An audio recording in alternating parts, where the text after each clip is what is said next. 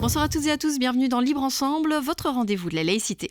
Maison de transition, maison de détention, peut-être avez-vous déjà entendu ces termes censés représenter l'avenir de l'enfermement en Belgique. Au départ, l'idée semble plutôt bonne, emprisonner les détenus en fin de peine ou les condamner à des courtes peines dans des petites structures, des maisons plus adaptées à la réinsertion que des méga-prisons. Mais au final, ces maisons de transition et de détention viennent compléter et gonfler le nombre de places plutôt que de réduire le parc carcéral. Libre Ensemble, Vinciane Colson, Jacques Nizan. On décrypte les projets de détention à petite échelle en Belgique avec Olivia Nederland. Bonsoir. Bonsoir. Vous êtes professeure à l'ULB et à l'Université Saint-Louis Bruxelles, également chercheuse FNRS et présidente de la commission de surveillance de la prison de Forêt-Berkendal, la commission qui deviendra donc la commission de surveillance de Haren d'ici quelques mois. Alors à vos côtés, Sarah Grandfils, bonsoir. Bonsoir. Vous êtes membre du bureau du Conseil central de surveillance pénitentiaire. Et enfin, Justine Bolsens, bonsoir. Bonsoir. Vous êtes juriste et chargée de mission au Centre d'action laïque où vous êtes membre de la commission enfermement donc du CAL. Alors Justine Bolsens, je me tourne vers vous, peut-être pour un peu planter le décor et le contexte. Maison de transition, maison de détention, de quoi on parle exactement et finalement d'où vient cette idée de détention à petite échelle ? Donc, la détention à petite échelle, elle s'est un peu concrétisée avec la création en 2012 de la SBL de Huizen, en français les maisons, à l'initiative entre autres de Hans Claus, qui est directeur de la prison d'Audenarde. Et donc, cette ASBL, elle est partie de plusieurs constats qui sont encore d'actualité aujourd'hui, qui sont que la prison ne prépare pas, voire même crée des obstacles à la réinsertion, que les conditions de détention en prison sont inhumaines et violent énormément de droits, qu'il y a un taux de récidive élevé. Enfin, la liste est assez longue. Et donc, leur objectif, c'était de remplacer les prisons par une nouvelle forme de détention, en se basant sur 3 grands principes, 3 grands piliers. Et donc, c'est proposer une détention à petite échelle, de manière différenciée et au sein d'une communauté. Alors, à petite échelle, c'est du coup de proposer des maisons où on va accueillir en moyenne 15 détenus. De manière différenciée, c'est essayer de répondre et de s'adapter au maximum à la situation et aux besoins des personnes détenues pour leur donner un maximum d'outils pour favoriser leur réinsertion et permettre cette réinsertion. Et au sein de la communauté, c'est l'idée de permettre aux détenus de jouer un rôle social, économique, culturel, etc. Et donc de maintenir un lien, une interaction entre le détenu et la société pour éviter et lutter au maximum contre la désocialisation. Et donc, après la création de cette ASBL, là, le dossier est un peu passé entre les mains du Parlement et du ministre. Et c'est en 2016 qu'on va voir le terme maison de transition arriver dans le master plan prison 3. Et donc là, on va voir que finalement, quelques années après, que ça va être un peu une désillusion, puisque le projet de la SBL de Huizen, c'était de remplacer les prisons. Et là, en fait, on va voir que ces maisons de transition, le projet du ministre, ça va être plutôt de les créer, enfin de les ajouter en fait. Oui, en fait, qu'elles constituent des modalités de l'exécution des peines. Et donc, ça veut dire en gros que en prison, en Belgique, quand on est condamné à une peine de prison, on va passer par la case prison et c'est possible d'exécuter la fin de sa peine en dehors des murs de la prison, donc sous bracelet électronique, en libération conditionnelle et du coup depuis 2018 en maison de transition. Et donc concrètement maintenant, on est face à 2 types de détention à petite échelle en Belgique. Il y a la détention, enfin les maisons de transition. Donc c'est pour la fin de peine. C'est ça, et donc c'est pas considéré comme des prisons, et donc je pense qu'on reviendra peut-être dessus après. La première, elle a été créée en 2019 à Malines et elle est toujours ouverte. Et la deuxième, elle a été créée en 2020 à Enghien et pour le moment, elle est fermée. Et puis, il y a les maisons de détention. Et donc là, on a vu apparaître ce terme récemment dans les notes de politique générale et sous cette législature. Et là, c'est des maisons qui, en fait, sont destinées à accueillir des personnes condamnées à des peines ne dépassant pas 3 ans. Et donc là, le projet, c'est d'en créer 15 d'ici à la fin de la législature et donc d'ouvrir 720 places en maison de détention. Alors Olivia Nederland, l'idée de diversifier comme ça le parc carcéral et surtout d'instaurer une détention à petite échelle, c'est plutôt une bonne idée, ça paraît être quelque chose qui est positif. Mais quand on lit les lois pénitentiaires, elles nous disent les conditions dans lesquelles les personnes doivent être enfermées. Et parmi ces conditions, on lit qu'il faut effectivement que la détention ait du sens, qu'elle puisse permettre les contacts avec la famille, avec les proches, avec la société, qu'elle puisse permettre de se réinsérer. Et donc, quand on lit en fait ce que doit être une détention, eh bien, ça doit être ce que prévoit ce projet des maisons de transition ou de maisons de détention. Et ça ne doit pas être ce que c'est actuellement. Donc en fait, créer des régimes comme ceux qui sont prévus pour les maisons de détention et les maisons de transition, c'est tout simplement se mettre en conformité avec la loi, ce qui n'est en fait pas le cas des structures actuelles dont Justine l'a bien souligné, elles ne permettent pas la réinsertion, qui est pourtant l'objectif qui est assigné à l'exécution de la peine privative de liberté. Donc l'objectif qui est assigné par les lois pénitentiaires au fait d'exécuter une peine de prison, c'est de limiter les effets dommageables de la détention et de préparer la réinsertion. Ces objectifs ne sont pas atteints par la façon dont s'exécutent les peines dans les grandes prisons, à moins que les détenus aient des ressources personnelles, familiales qui leur permettent, vaille que vaille, d'y parvenir, mais sinon la structure actuelle ne la permet pas. Donc forcément, mettre en place des structures qui le permettent, c'est avancer vers le respect de la loi pénitentiaire. Donc certes, c'est une bonne chose, mais comme Justine l'a aussi souligné, créer ces structures pour certains détenus triés sur le volet, qui remplissent des conditions, etc., ou qui ont une hauteur de peine qui est limitée, ça ne va pas. On ne peut pas faire du régime qui est prévu par la loi l'exception. Ça devrait être la même chose pour tout le monde. Et c'est bien pour ça que le projet de la SBL, les maisons, était de dire il ne s'agit pas d'ajouter un modèle, mais de remplacer l'ancien modèle. Oui, donc c'est un aveu d'échec des prisons, finalement. C'est exactement ça, un aveu d'échec des prisons. Mais quand vous lisez la loi pénitentiaire, c'est un aveu d'échec des prisons qui est déjà ancré dans le texte légal, puisqu'on nous dit la seule chose à faire avec la prison, c'est de limiter les effets dommageables qu'elle cause et de préparer le retour à la société libre. Donc le législateur, le Parlement est bien au courant du fait que la prison ne crée que des dégâts, que c'est l'ultime remède quand on ne sait plus rien faire d'autre, mais que c'est vraiment la pire des solutions. Donc dans la pire des solutions, il faut limiter les dégâts, avec le régime de détention qui soit le meilleur possible pour permettre la réinsertion qui est favorable à l'ensemble de la société.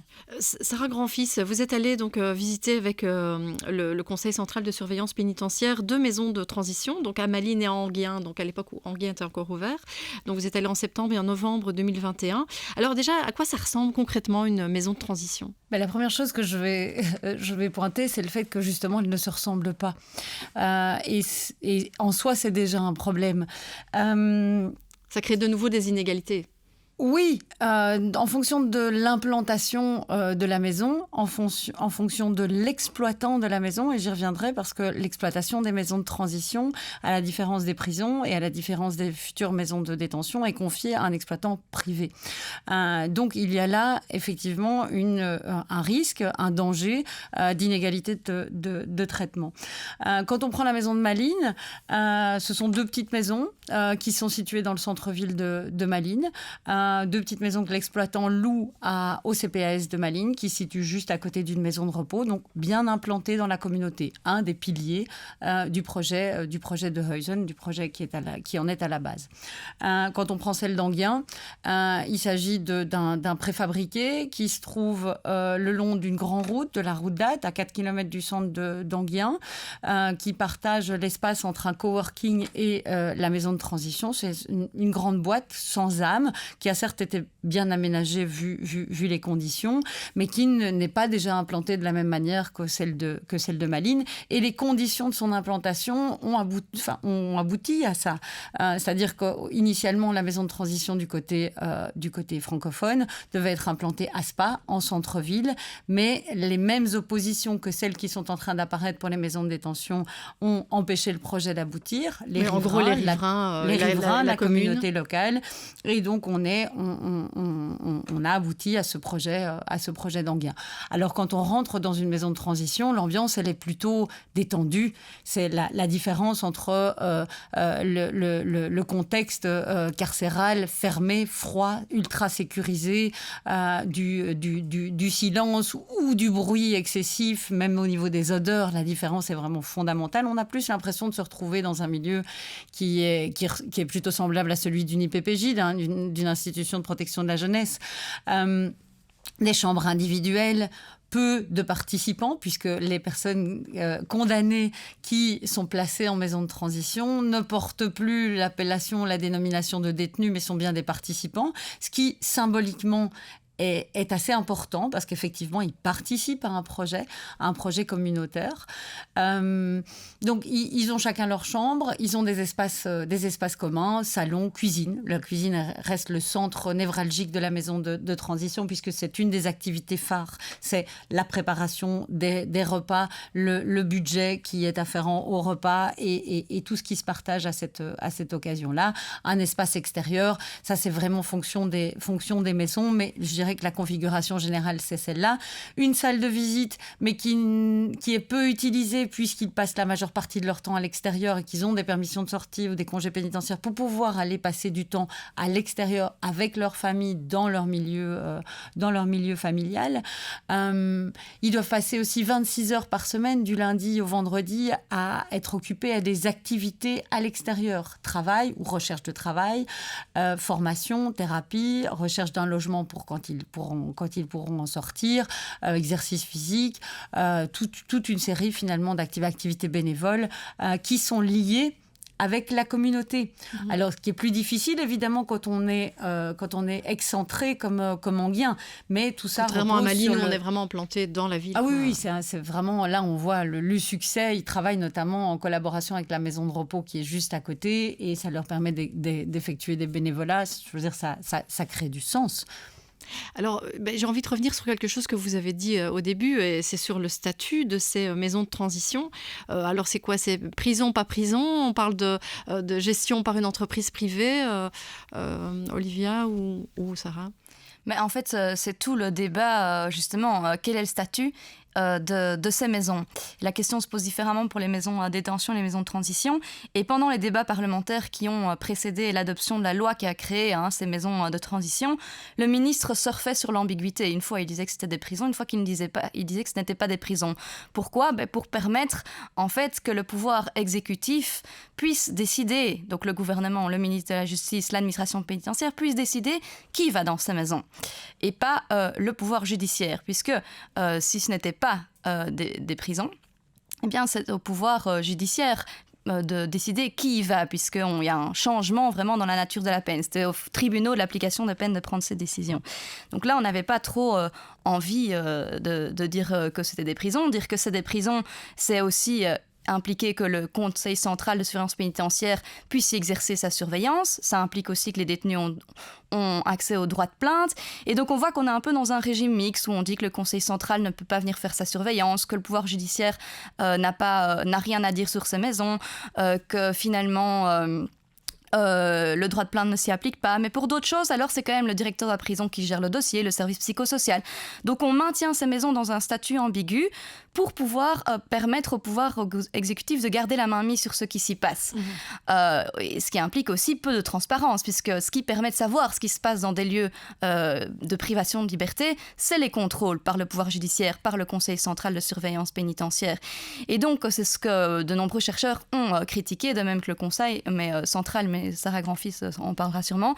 Ce manque de transparence est critiquable. Et moi, par exemple, en tant que chercheuse, vu que l'exploitant était la firme privée G4S, je les avais contactés à plusieurs reprises pour savoir, puis-je avoir accès au règlement d'ordre intérieur, puis-je savoir quel type de critères vous utilisez pour remettre des évaluations sur les détenus que vous rencontrez en vue d'un accueil dans la maison, comment ça se passe le régime, combien de permissions de sortie ils ont exactement. Je n'essuyais que des fins de recevoir en tant que chercheuse sur la question. Donc, voilà, c'est quelque chose qui est assez interpellant en termes de transparence et de débat démocratique. Oui, ça veut dire que Sarah Grand-Fils, finalement, le Conseil central de surveillance pénitentiaire, est-ce qu'il est compétent pour évaluer la situation, pour se rendre sur place? Donc vous êtes allé, mais est-ce que en fait, c'est dans vos compétences finalement ou pas? Nous, on s'estime compétents. On s'estime compétent. Pourquoi? Parce que quand on reprend la définition qui est donnée par la loi de principe de 2005 du terme prison, c'est donc un lieu qui est désigné par le roi pour qu'il soit exécuté une condamnation à une peine privative de liberté. Quand on croise cette définition-là avec celle qui est reprise dans la loi de 2006 de laquelle émergent les maisons de transition, on voit qu'il s'agit d'une forme de détention dans laquelle une condamnation est exécutée lutter. Et effectivement, les personnes qui se trouvent dans une maison de détention sont des personnes condamnées, qui dépendent toujours d'une prison mère. C'est un lieu duquel ils ne peuvent pas sortir à leur gré. Pour nous, il s'agit effectivement d'un lieu de détention qui relève de notre compétence, qui nécessite un contrôle externe et indépendant et qui mériterait aussi qu'il soit appliqué le droit de plainte des détenus, qui est une notion qui pour l'instant leur est reconnue, une garantie qui leur est reconnue dans le règlement d'ordre intérieur des maisons de transition, mais qui ne trouve pas à s'appliquer véritablement, en tout cas de manière formelle, puisque c'est le règne dans ces maisons, et ça n'est pas négatif, attention, de la médiation, de la concertation, du dialogue constructif. Il n'empêche qu'il y a certaines circonstances dans lesquelles il faudrait qu'ils puissent porter plainte et qu'ils puissent savoir aussi être informés de ce droit dont ils devraient bénéficier selon nous.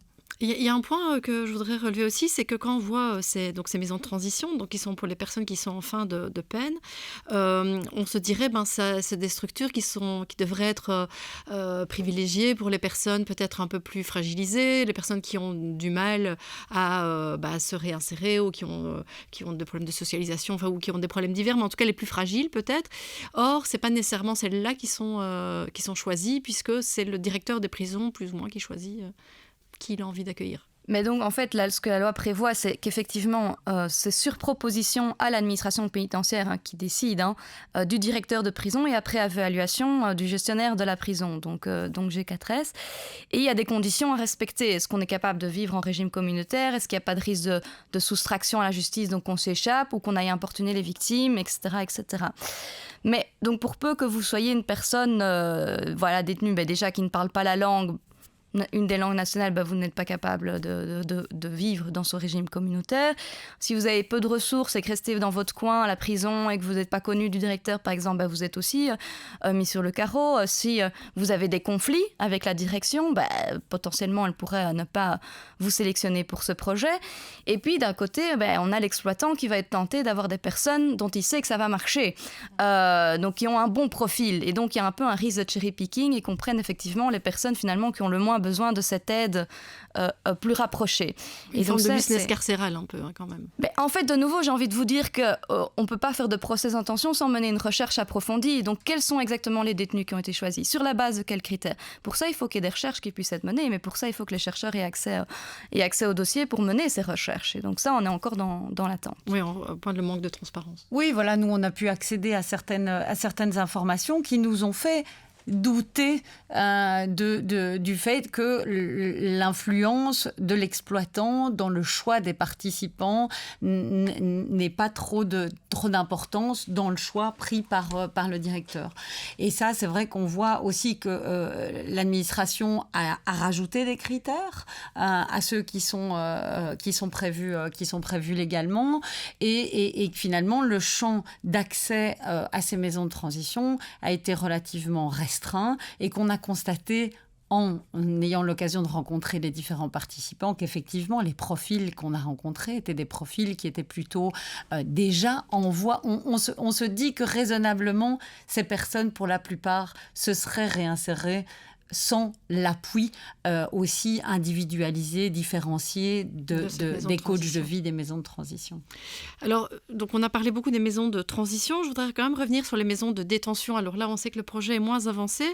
Donc, Justine Bolsen, c'est donc des établissements qui accueillent entre 20 et 60 détenus. Oui, c'est ça. Donc là, qui sont condamnés à des courtes peines allant jusqu'à 3 ans. Donc ça, c'est un projet qui a du mal à décoller. Oui, donc le ministre veut 15 maisons de détention d'ici à 2024, mais il n'arrête pas de repousser les ouvertures. Et ce qui est un peu pointé et qu'on remarque, c'est qu'il y a clairement un manque de communication avec les localités qui sont concernées. Donc il y a aussi des habitants et des résidents de ces localités qui disent que oui, ils n'ont pas envie d'être décobés. Et en fait, ça me semble assez logique parce qu'en fait, ils vont apprendre par la presse que des maisons de détention vont arriver juste au bord de leur jardin. Donc il y a une réflexion à mener sur, oui, en fait, si on veut avoir des maisons de détention en Belgique, elles vont devoir se trouver quelque part.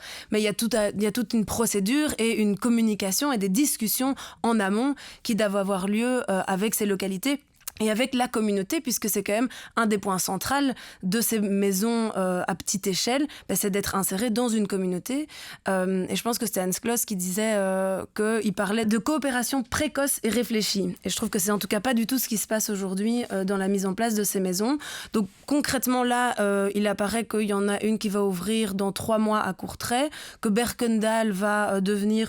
Ancienne prison donc, pour femmes de Berkendal. Oui, donc elle va devenir une maison de détention après rénovation et transfert des détenus actuels à la prison de Harren. Mais c'est vrai qu'après, on entend qu'à Ouélin et dans d'autres régions et communes, il va y avoir des maisons, mais c'est encore à l'état de projet... Je pense que ces projets sont clairement remis en question, celui de Verviers, celui de Ouélin. Ouais. Il y en avait un ici aussi. À Metz, je pense, dans le nord de Bruxelles. Le problème, et là je parle plutôt à titre personnel, quand je vois les annonces et les reculs, c'est qu'effectivement le projet n'est pas préparé suffisamment en amont avec les autorités locales, avec le tissu associatif local, avec les riverains. Ce sont des projets auxquels il faut adhérer. Parce qu'un des objectifs du projet repose effectivement sur l'implantation dans la communauté. Et à partir du moment où on veut à tout prix ouvrir ces maisons de détention pour pouvoir atteindre un objectif d'ici la fin de la législature, sans prendre en considération les conditions préalables nécessaires pour que le projet puisse être mené à bien, on passe à côté de l'objectif, malheureusement. Il faut souligner aussi qu'à Courtrai, c'est un projet temporaire. Donc, dans 5 ans, la maison de détention ferme. Or, dans 5 ans, elle aura probablement trouvé sa rythme, manière de fonctionner, son rythme, sans doute l'adhésion de la communauté, on l'espère en tout cas. Et pour autant, on va rechanger de lieu. Donc voilà, effectivement, il y a toute une série de réflexions qui doivent être approfondies, de la sensibilisation, de l'accompagnement de projets. Et puis, je voudrais insister sur le fait que, pour l'instant, donc... on réserve ces lieux à l'exécution des peines des courtes peines.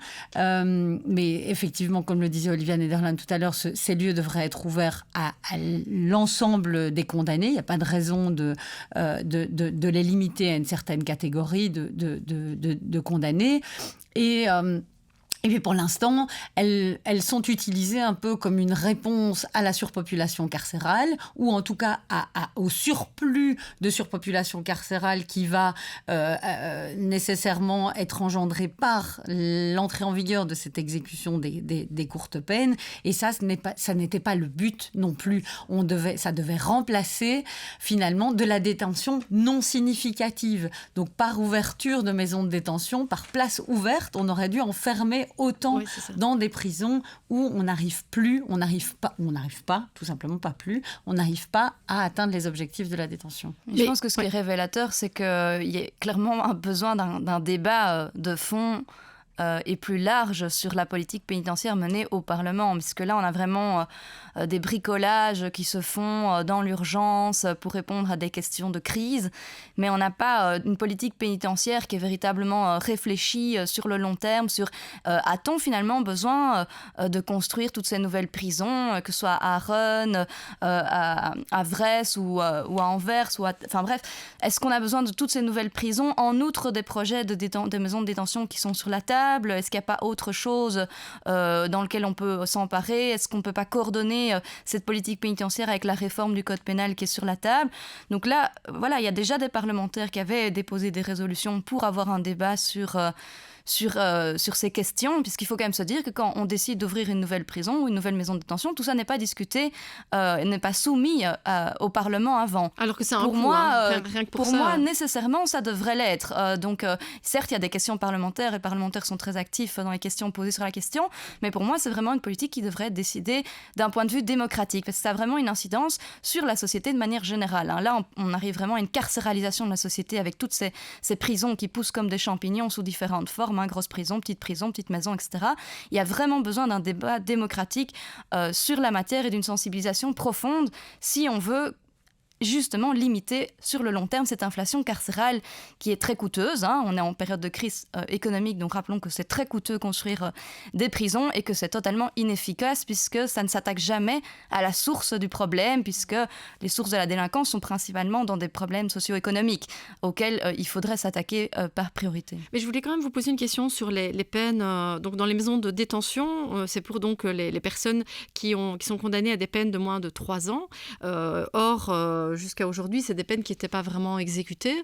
Donc là aussi, on va augmenter la population carcérale, alors, puisque c'est des gens qui n'étaient pas nécessairement emprisonnés. Mais donc les peines jusqu'à 3 ans d'emprisonnement, pour l'instant, alors certaines ne sont pas exécutées en prison, elles le sont en partie en bracelet électronique, mais il faut quand même savoir qu'il y a beaucoup de peines d'emprisonnement jusqu'à 3 ans qui s'exécutent en prison, puisqu'en Belgique, on a le principe du cumul, on additionne les peines. Donc si on a une peine de 2 ans plus une peine de 2 ans, on arrive à 4 ans et là, on va bien en prison. Donc c'est faux de dire que les peines jusqu'à 3 ans ne s'exécutent pas en prison. De nombreuses peines jusqu'à 3 ans s'exécutent en prison par cet effet du cumul, ou tout simplement parce qu'on n'a pas le droit d'exécuter ces peines en bracelet électronique, parce qu'on n'a pas de domicile, parce qu'on n'a pas de titre de séjour, etc.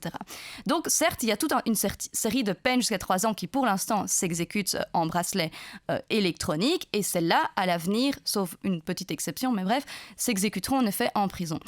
Et donc, de manière progressive, à partir du 1er septembre, ce seront les peines entre 2 et 3 ans. Et donc, si rien ne change dans la politique de prononcer des peines par les juges du fond, potentiellement, oui, on va avoir une surpopulation qui va augmenter. Cela dit, les magistrats auront à l'esprit que ces peines seront dorénavant exécutées en prison et plus en bracelet électronique. Donc, ils ont à leur disposition la peine de surveillance électronique. Donc, dans les faits, ça ne change rien. Ces personnes seront, qui est une peine actuellement sous-utilisée. Donc, il y a beaucoup plus de sens à prononcer une peine de surveillance électronique à l'égard des personnes qui, pour l'instant, sont condamnées à des peines d'emprisonnement qui ne dépassent pas 3 ans. D'autant que cette peine a différents avantages. Le fait qu'elle ne fonde pas la récidive, qu'elle ne crée pas un casier judiciaire qui empêche toute réinsertion, comme on le sait, etc. Donc, moi, ce que j'espère, c'est qu'on n'ait pas besoin en fait d'une capacité supplémentaire, parce qu'il va y avoir une prise de conscience à la fois chez les avocats qui plaideront et chez les magistrats qui prononceront les peines, du fait qu'il est important justement d'éviter de contribuer à cette augmentation de la population et de recourir aux peines alternatives qui ont bien plus de sens pour ces condamnés-là. C'est la raison pour laquelle on a récemment adressé un appel aux magistrats pour qu'ils aillent visiter les prisons, qu'ils se rendent compte des conditions dans lesquelles les personnes sont détenues actuellement en Belgique. Hier, on était à 11 150 personnes détenues pour 9 662 places.